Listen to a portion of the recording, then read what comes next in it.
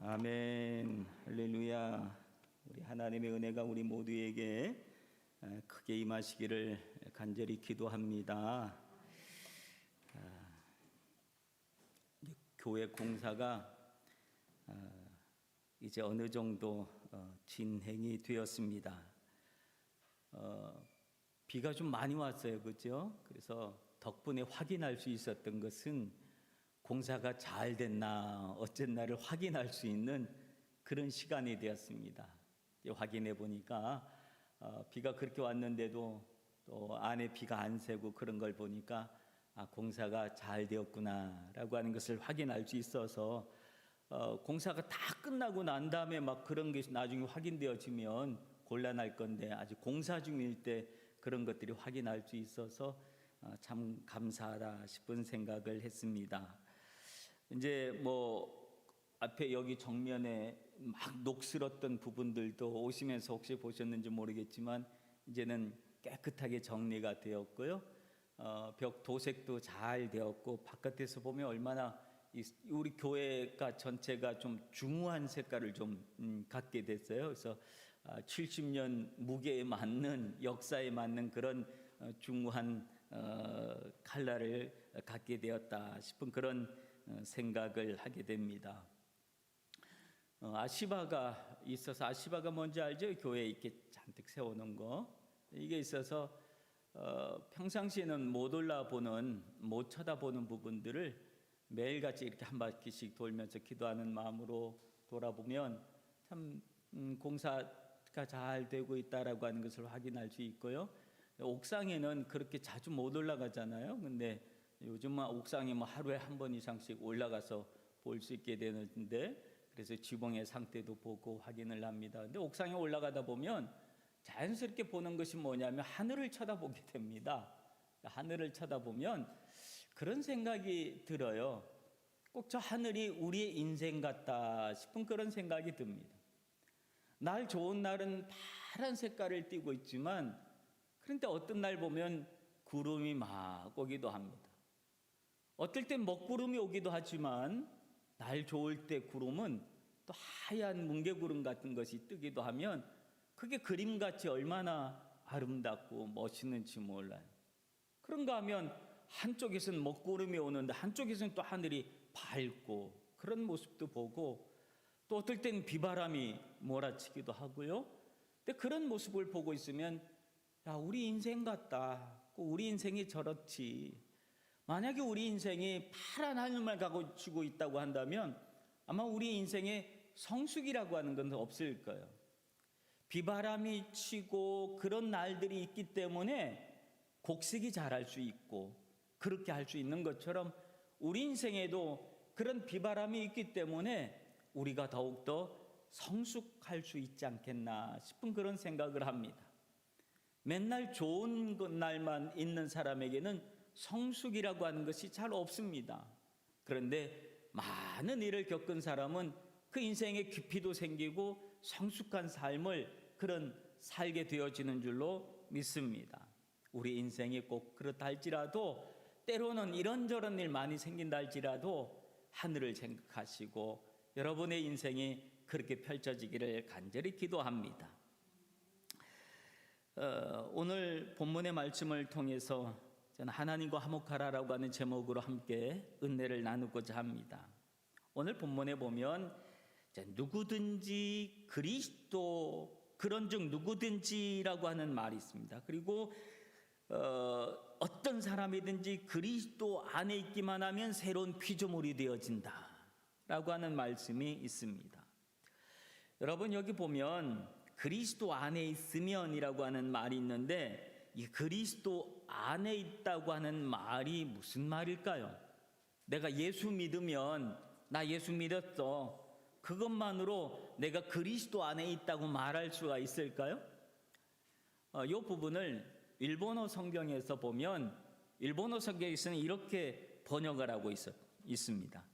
그리스도 또 무스바레루 히토와 다레데모 라고 하는 말로 번역합니다. 그리스도 또 무스바레테이루 히토, 무스바레루라고 하는 말이 무슨 말이에요?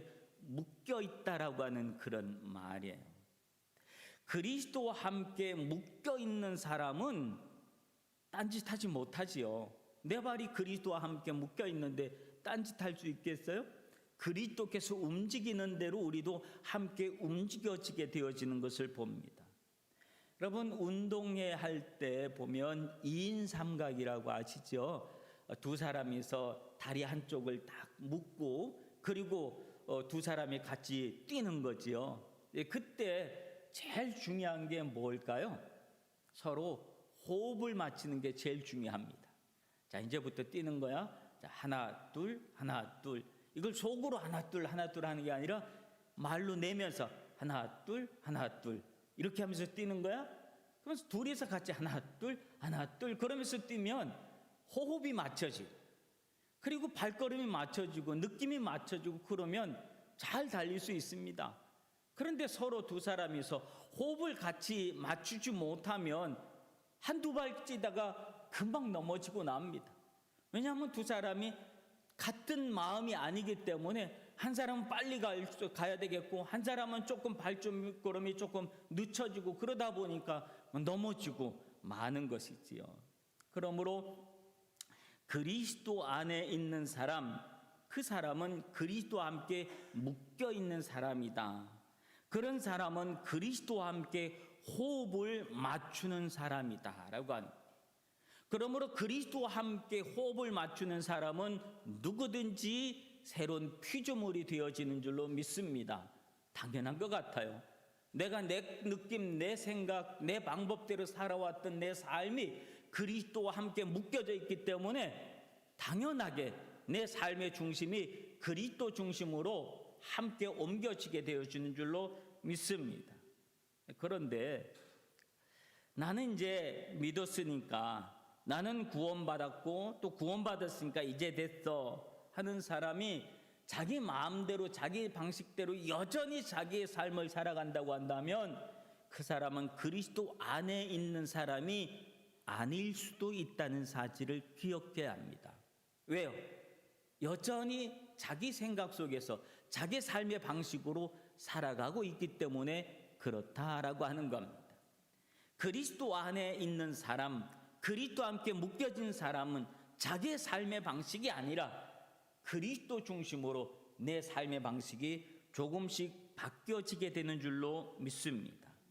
그리고 중요한 말이 뭐냐면 누구든지라고 하는 말입니다. 이 누구든지라고 하는 말은요, 차별과 편견이 없다는 말입니다. 인종도 나라도 연령도 빈부도 어떤 차별도 없는 새로운 피조물이 되어서 누구든지 형제요 자매라고 부를 수 있게 되어진다라고 하는 그런 말씀입니다. 지난주에는 일본의 한 모 기업에 지원한 취업 준비생이 차별을 받은 이야기가 텔레비에서 한참 나왔습니다. 그렇죠? 그래서 그 사람이 하부였다 그래요. 이제 엄마가 일본인이고 또 아버지가 외국인이든지 아니면 그 반대였든지 했겠죠.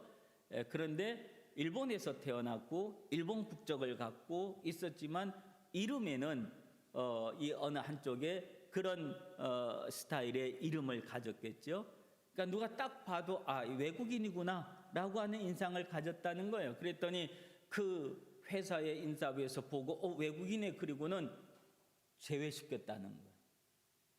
근데 그 회사는 홈페이지 보면 우리 회사는 글로벌 기업입니다 라고 하는 것을 홍보하고 있었던 회사였다는 거예요.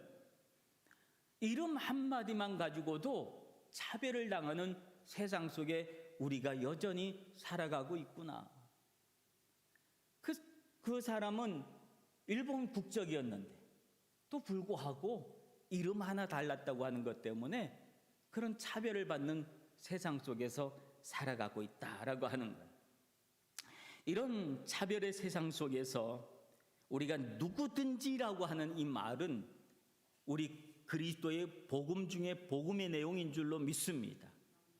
그러므로 누구든지 그리스도 안에 있기만 하면 어떤 종류의 사람이든지 어떤 인종을 가졌든지 남자든지 여자든지 그리스도 안에서 차별 없이 형제요 자매라 불려지는 은혜와 은총을 얻게 되어진 줄로 믿습니다. 그리고 18절에 보면 우리에게 화목하게 하는 직책을 주셨다라고 합니다. 그런데 이 직분, 화목케 하는 직책, 이 직분을 주시기 전에 하나님이 하신 일이 먼저 있습니다. 그것은 뭐냐면 우리를 자기와 화목하게 하셨다라고 하는 것이 하나님이 먼저 하신 일입니다. 화목은 화해에서 시작이 되어집니다. 그러므로 화해의 첫 번째 출발점은 하나님과의 화해요, 하나님과의 화목의 관계였다라고 하는 겁니다. 근데 여러분, 이 화해라고 하는 것은 어느 편에서 먼저 말을 하느냐에 따라서 그것이 받아들여질 수도 있고 거부되어질 수도 있다는 거예요. 화해는 먼저 가해자가 하는 것이 아니라 피해자가 먼저 야, 나 너랑 잘 지내고 싶어라고 우리 같이 잘 지내자라고 말하는 것이 화해가 되어지는 겁니다. 어떤 사람이 순간 욱 참지 못해서 사람을 팍 때렸어요. 근데 때리고 난 다음에 아이고 내가 잘못 때렸네? 아 미안해. 야 이거 없었던 걸로 하자. 나 너하고 같이 지내고 싶어. 그리고 때린 사람이 손을 내밀면 맞은 사람은 어떤 느낌일까요? 그 손을 잡아줄 수 있는 마음이 생길까요? 안 생길까요? 마음이 안 생기죠. 이거 뭐야, 병 주고 약 주고 하는 것도 아니고. 그러니까 이게 화해가 되질 않는 거예요. 화해는 어떤 사람이 해야 되는 거예요? 맞은 사람이 맞고 봤는데 쟤가 왜 갑자기 저랬지? 무슨 이유가 있나? 아유 쟤도 욱하는 마음에서 그랬구나. 근데 아유 저러면 안 되는데 내가 이거 하나 때문에 저 사람하고 원수지면 안 되지. 친구를 잃는 건데 그렇게 생각을 하고 야, 네가 그렇게 안 그래도 때려놓고 미안해하고 있는 그런 얼굴을 보고 있으면 네 속마음 아닌가 알아. 근데 내가 너하고 친구하고 싶으니까 이거 좀 잊고 우리가 서로 살자. 그리고 맞은편에서 손을 내밀면 그럼 그것이 화해가 되어지는 거죠. 그렇죠? 신앙적으로 바라보면 하나님과 우리의 관계는 피해자와 가해자의 관계입니다. 가해자는 어떤 사람이 가해자냐면 죄를 지은 사람이 가해자입니다. 그렇죠?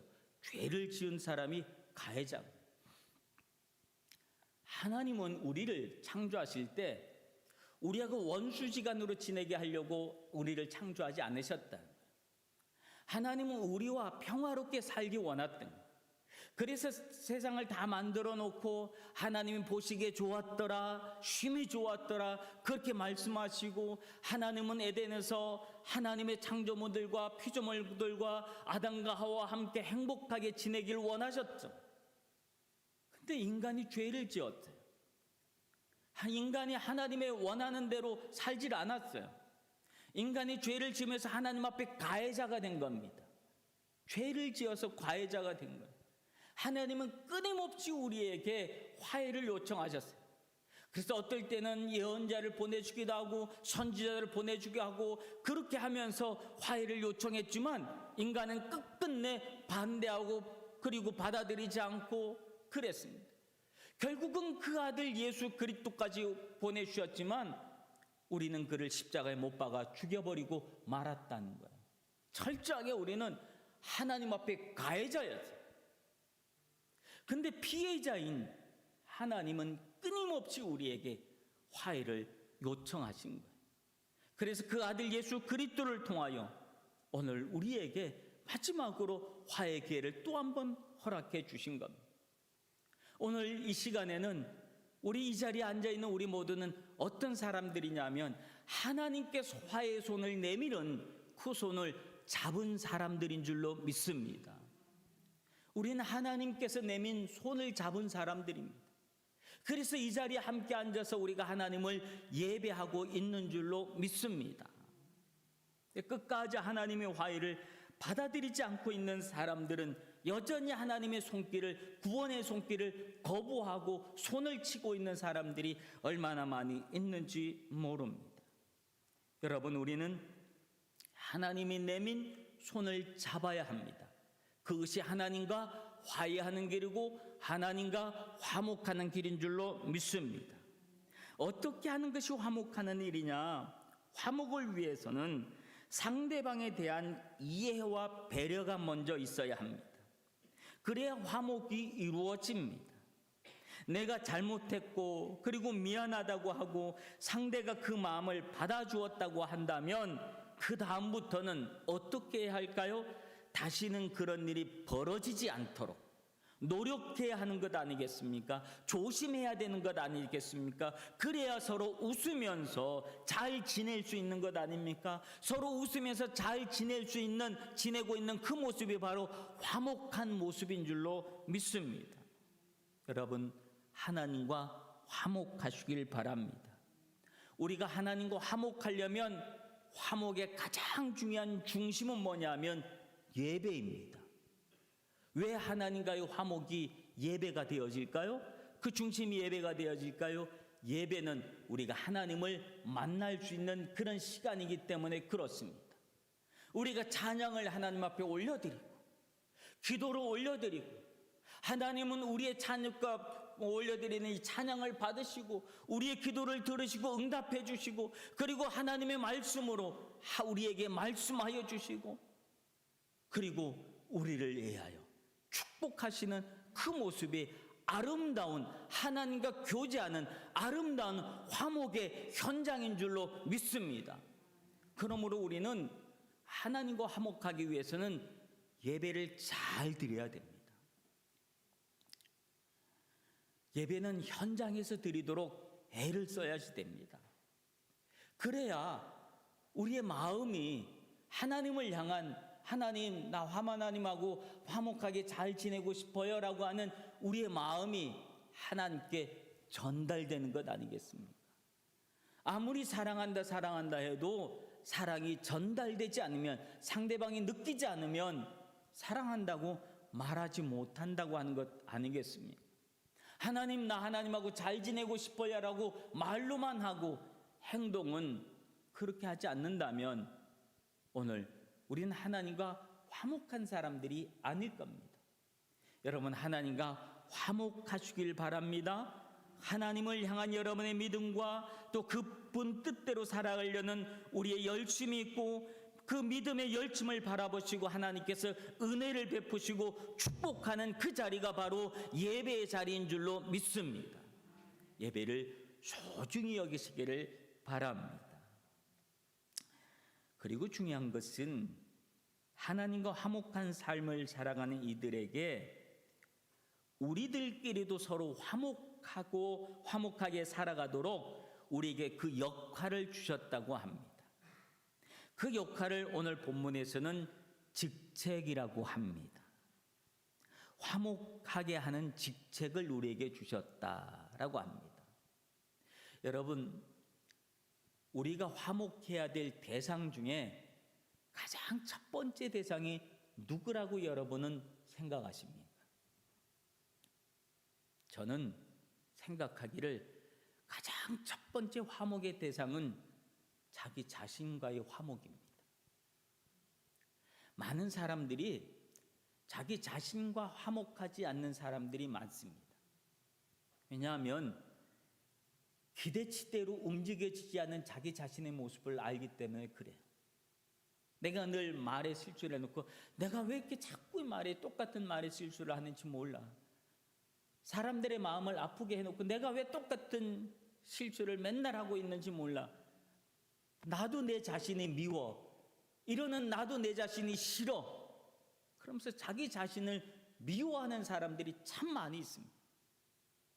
자기 자신을 자꾸 미워하고 그러다 보니까 내가 이러다가 또 무슨 실수를 할까 봐 겁이 나서 대인 기피증이 생겨서 누구하고 말할 말도 하지 않고 혼자 히키코모리라 그랬죠? 혼자 방에 갇혀서 자기가 만들어 놓은 세상 속에 갇혀서 나오지 못하고 살아가는 사람들이 얼마나 많이 있는지 몰라요. 그래서 깊은 우울증으로 고통 속에 있다가 결국은 불행한 선택을 하는 사람들이 얼마나 많이 있는지 모릅니다. 자기 자신과 화해하지 못했기 때문에 그래요. 여러분 자기 자신에게 너무 엄격하지 마시기를 바랍니다. 하나님도 여러분에게 그렇게 엄격하지 않으셨습니다. 하나님도 우리에게 얼마나 너그러우셨는지 몰라요. 그러므로 자기 자신에게 너무 엄격한 잣대를 갖다 대고 너는 왜 그거밖에 못해 하면서 자기 자신을 비하하고 학대하고 그러지 마시길 바랍니다. 여러분 자기 자신을 소중하게 여기시길 바랍니다. 하나님이 여러분을 얼마나 소중한 존재로 만들어 주셨고 창조해 주셨고 그리고 여러분을 그렇게 대우해 주셨는데 우리는 우리 자신을 용서하지 못하는 일들이 얼마나 많이 있는지 모릅니다. 그러므로 자기 자신과 화해하시길 바랍니다. 나는 하나님이 사랑한 존재다 라고 하는 사실을 기억하시길 바랍니다. 좀 부족하면 어떻습니까? 좀 약점이 많으면 좀 어떻습니까? 세상에 부족함이 없고 약점 없는 사람이 세상에 어디에 있겠습니까? 누구나 다 그런 약점이 있고 부족함이 있습니다. 그래도 서로 어울리면서 살아가고 있질 않습니까? 그러므로 자기 자신에게 너그러우시길 바랍니다. 그래서 자기 자신과 화해를 하시길 바랍니다. 자기 자신과 화해를 하고 나면 이웃이 보입니다. 자신과 화해하지 못하면 자기밖에 못 보는 거예요. 늘 아이고 또 내 탓이네, 아이고 또 내 탓이네 그러면서 자기밖에 보지 못해요. 그런데 자기와 화해한 사람은 이웃을 바라볼 수 있습니다. 내 주변을 바라볼 수 있고요. 내가 화해해야 될 수많은 사람들이 있다는 사실을 깨닫게 됩니다. 그래서 가까이 있는 사람들과 화목하게 하려고 화해하려고 애를 씁니다. 그 가까이 있는 사람이 어떨 때는 자기 남편일 수도 있고 부인일 수도 있고 자식일 수도 있고 그리고 또 가까이 지내는 친구들일 수도 있고 이웃들일 수도 있고 그리고 교회 식구들일 수도 있다라고 하는 거예요. 그래서 이웃들과 함께 화목하게 지내려고 애를 쓰는 모습들, 노력하는 모습들, 그런 모습들이 하나님께서 보시고 그에게 은혜 주시고 축복하신 줄로 믿습니다. 그리고 좀 더 나아가서는 나라와 나라가 서로 화목해야 합니다. 한국과 일본이 서로 화목해야 되고 러시아와 우크라이나 그리고 그 주변 나라들이 수많은 분쟁 지역에 있는 나라들이 서로들 화목해야 합니다. 러시아와 우크라이나는 서로들 말하기를 전쟁이 일어나기 전엔 형제 국가라고 얘기했습니다. 내 형제라고 얘기했던 나라들입니다. 그런데 왜 지금 그렇고 있는지 모릅니다. 화목이 깨어져서 그렇습니다. 이제 한국의 정권이 바뀌어서 한일 간의 문제가 좀 달라질까 하는 그런 기대를 해보기도 합니다만은 이 한일 간의 문제는 참 어렵지요. 일본은 야 시간이 많이 지났잖아. 그리고 그 전에 돈도 주었으니까 이제 해결되었다라고 하는 것이고 한국 쪽에서는 야 그런데 그 속에 마음이 담겨져 있지 않아. 진심으로 그런 거 아니야. 독일처럼 진정한 반성과 사과를 해라. 그렇게 하는 것이고 세월이 얼마나 지냈는데 그러니까 또 우리는 또 그 전에 했으니까 됐다. 그렇게 얘기하고 있으니까 이게 참 어려운 문제가 돼서 풀리지가 않습니다. 근데 더 큰 불행은 그 관계들을 미묘한 관계들을 정치하는 사람들이 자기의 정치적 도구로 이용하고 있다고 하는 게 더 큰 불행입니다. 그래서 그 문제만 갖다 들이대면 양쪽 나라들이 불같이 일어나고 국민들이 불같이 일어나고 하는 그런 모습들을 보면서 정치적 도구로 사용하는 사람들이 있기 때문에 이 문제가 끝이 나지 않습니다. 그러나 여러분 속으로 보면 그 안을 들어가서 보면 국민 개인은 어떻습니까? 그런 감정 그렇게 많이 없습니다. 일본 목사님들이요 한국교회 방문해서 수없이 사과를 했어요. 우리가 잘못됐다.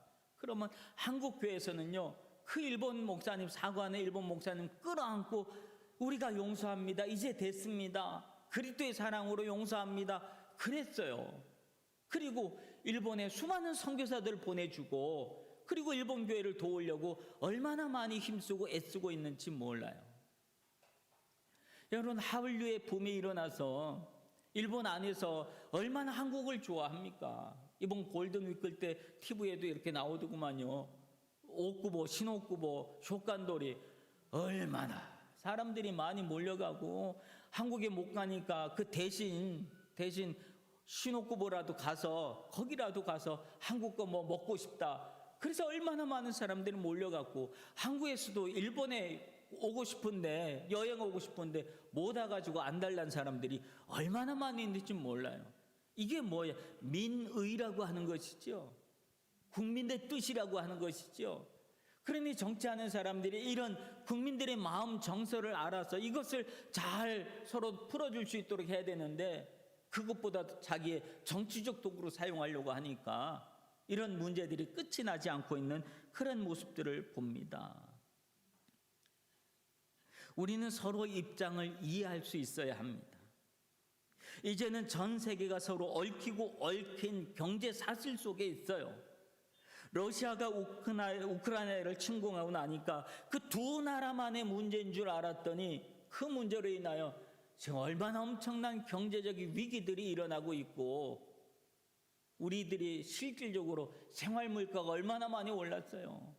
밀가루 값도 올라가고, 밀가루 값 올라가니까 거기에 관련 있는 모든 것들이 다 올라가 버리고 말고, 온 지구촌 사람들이 힘들어하고 있는 이런 상황이 되어진다라고 하는 것이죠. 이제는 두 나라만의 문제가 아니라는 것. 그러므로 우리가 서로들 화해하고 서로 입장을 존중해주고 그렇게 살아가야 하는 줄로 믿습니다. 그래서 서로의 약점을 보완해주고 서로의 장점을 칭찬하고 존중하고 존경하는 그런 삶을 살아야 모두가 편안한 세상이 되어진다라고 하는 사실이 있지요. 네, 여러분, 우리는 이 부분이 제일 약합니다. 이웃에게 좋은 일이 생기면 같이 좋아해주고 기뻐해주고 축하해주고 그래야 되는데, 우리는 배가 아파요.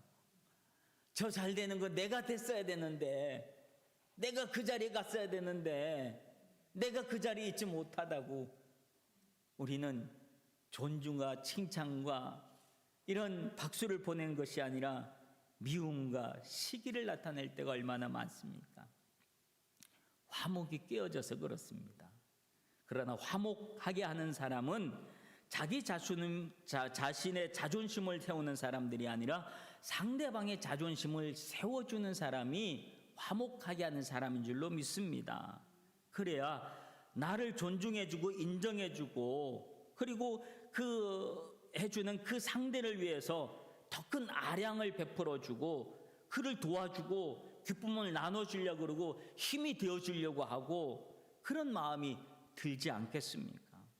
그러므로 화목하게 하는 사람이 손해보는 것 같은 느낌이 들 줄 모르지만, 오히려 그렇게 하는 것이 서로들 더 잘되고 그리고 복받는 길이라고 하는 사실을 기억해야 할 줄로 믿습니다.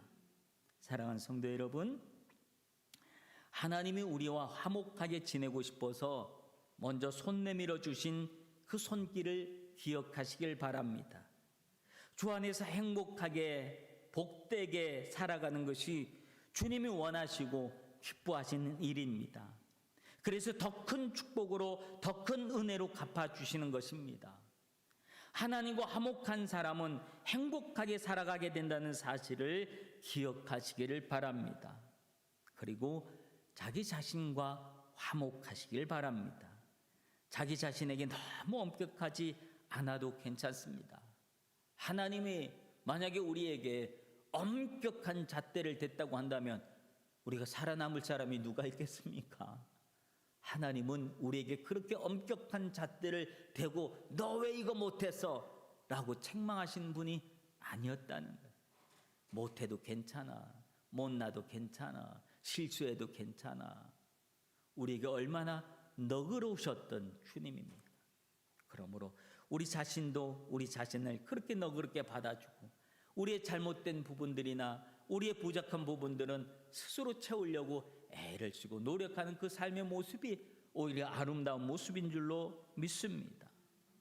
그리고 우리 이웃들과 함께 우리와 함께하는 모든 사람들과 화목하시길 바랍니다. 하나님은 우리를 통해서 이 땅에 평화를 이루시기를 원하십니다. 분쟁과 전쟁 속에 있는 나라와 나라들이 서로의 지역을 인정하고 지켜주어야 합니다. 하나님은 우리를 그렇게 이웃과 이웃이 행복하게 화목하게 살아가도록 쓰임받기를 원하십니다. 화목의 직책을 감당하려면 목이 고주면 안 됩니다. 어깨에 힘이 들어가면 안 됩니다. 말에 힘을 넣으면 안 됩니다. 낮아져야 합니다. 겸손해야 합니다. 그리고 손해볼 각오도 해야 합니다. 예수님이 우리에게 그런 본을 보여주셨지 않습니까? 그러므로 주님이 보여주신 그 본을 본받아서 우리에게 보여주어진 화목해 하라는 그 직책을 잘 감당하여 우리 모두 주님의 크신 은혜와 은총 속에 들어갈 수 있기를 주님의 이름으로 축원합니다. 기도하겠습니다. 하나님 아버지 은혜를 감사합니다. 오늘도 우리에게 화목에 대해서 말씀해 주시고 우리가 하나님과 화목할 수 있도록 은혜 베풀어 주셨으니 감사합니다. 우리에게 손 내밀어 주신 하나님의 그 손을 우리가 부여잡고 주님과 함께 그리스도 안에서 같은 호흡으로 우리가 달려갈 수 있도록 은혜 내려 주옵소서. 아버지는 화목케 하는 직책을 주셨사오니 아버지는 우리가 우리 자신과 화목하고 우리 이웃들과 우리의 주변 사람들과 그리고 또한 이웃 국가들과 서로 화목한 그런 세상을 만들어갈 수 있도록 우리가 쓰임받을 수 있도록 축복하여 주옵소서. 감사하며 예수님 이름으로 기도하옵나이다. 아멘.